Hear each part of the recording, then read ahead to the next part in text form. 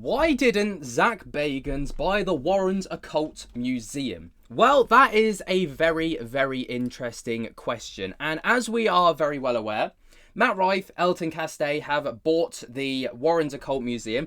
They are not the owners of the haunted artifacts. They still belong to Tony Spira and also Judy Spira, who of course is the daughter and son-in-law of Ed and Lorraine Warren. But Zak Bagans has stated out in public, that he didn't have the choice to buy the Warren Occult Museum, and he tweeted out publicly to many people, and he stated even over on his own personal Twitter page, to the thousands of people who have sent me and keep sending me about the Annabelle doll / Warren Occult Museum news. No, I did not have the opportunity to purchase, nor did I hear from Matt Rife about it. Wish them the best with their project. Now, a lot of people have taken that, read between the lines, and seen that it's, maybe a bit of a salty post. Maybe he's a bit passive-aggressive within it. Maybe he actually wanted it. Well, he may have had the choice, but he may have chosen not to, or maybe he said he didn't have the opportunity to. But here's some key points as to why maybe he didn't buy it. But this was a video that wasn't actually my brainchild. In fact, it came from another paranormal YouTube, or, strange YouTuber, I suppose, called Stephanie Strange, right?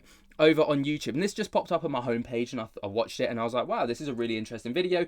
Didn't feel like it got the props that it deserved, so I felt like I would, just interject with my thoughts as well, and then, maybe steer some people towards their channel, because it's the direction that they're going in might interest you guys. So obviously, go over to Stephanie Strange's YouTube channel if you're interested. I've just hit the subscribe button as well, so, go over there, let them know who sent you.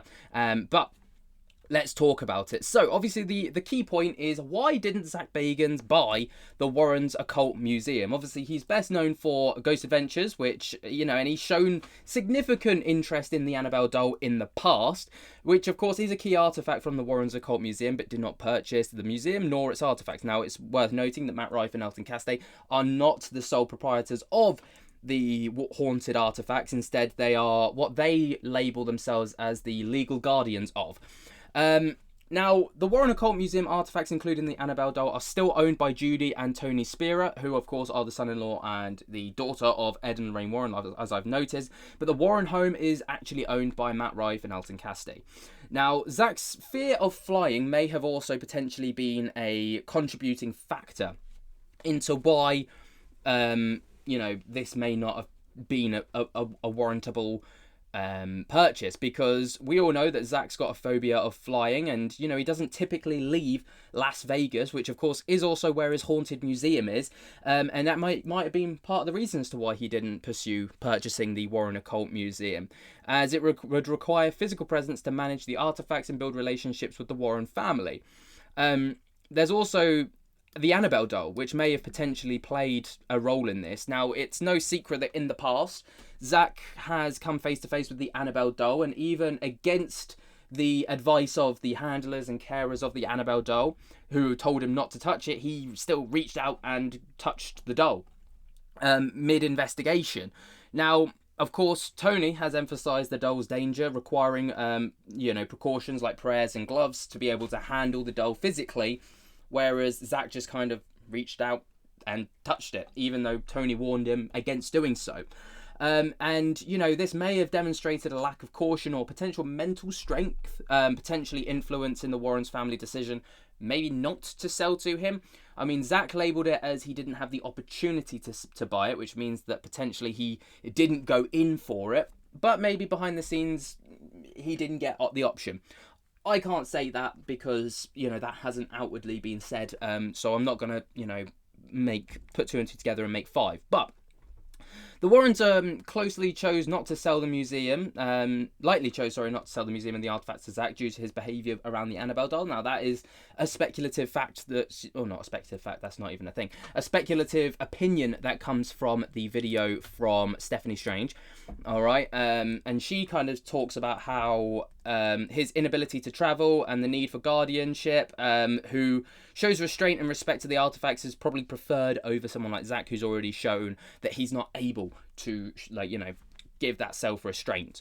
And then there's also the museum closure and future plans. Now, the Warren Occult Museum closed in 2019 due to zoning issues, and there are plans to move the artifacts and possibly create an Airbnb-style experience, which would require a hands-on approach, which Zak might not be able to potentially provide.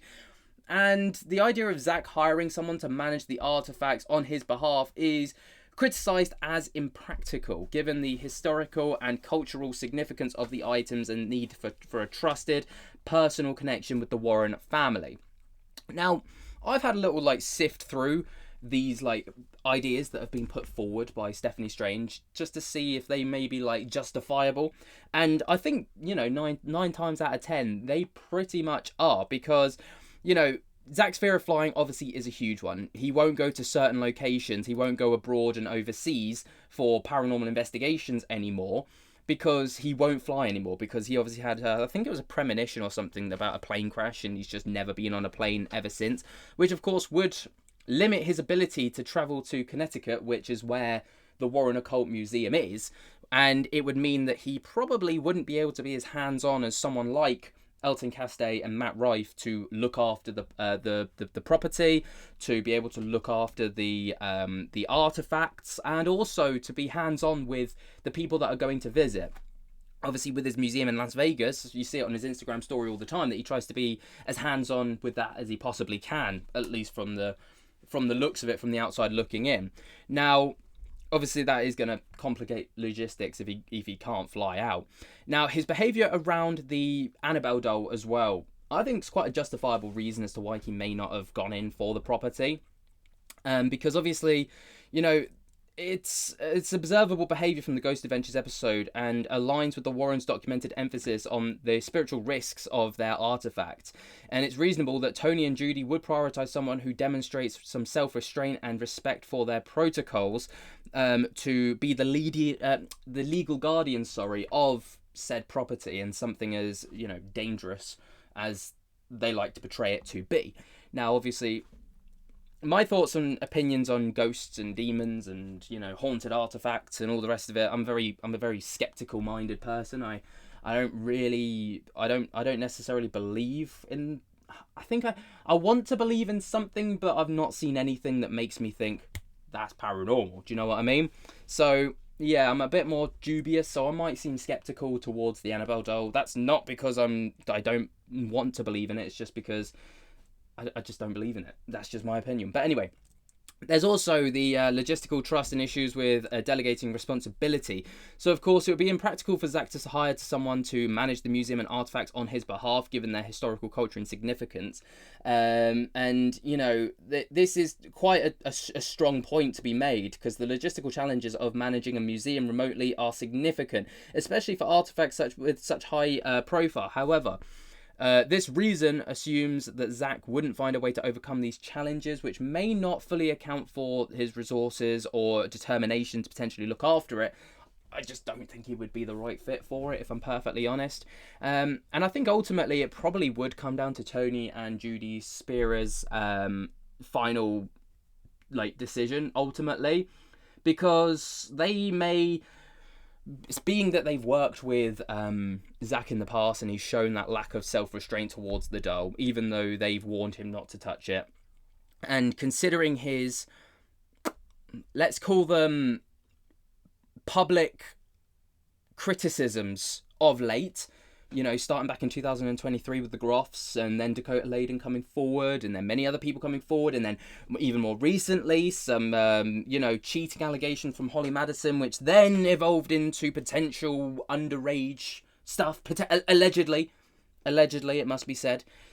Do they want that kind of character associated with the property?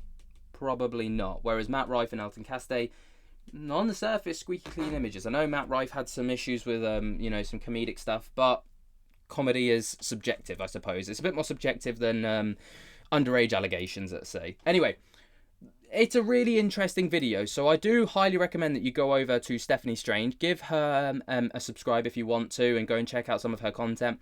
This isn't the only thing that she's delved into. More recently, she's also gone into the Warren's grandson speaking out, the real reason why the museum was sold, and just some other things as well. It is an interesting channel. Like I say, I only just stumbled across it, so I haven't watched everything or like a whole bunch of it, but it is interesting. I highly recommend you go over. Let me know what you guys think about all of this though down in the comments below. While you're down there, jump scare the hell out of that like button and subscribe, and until next time, I'll speak to you later. Peace.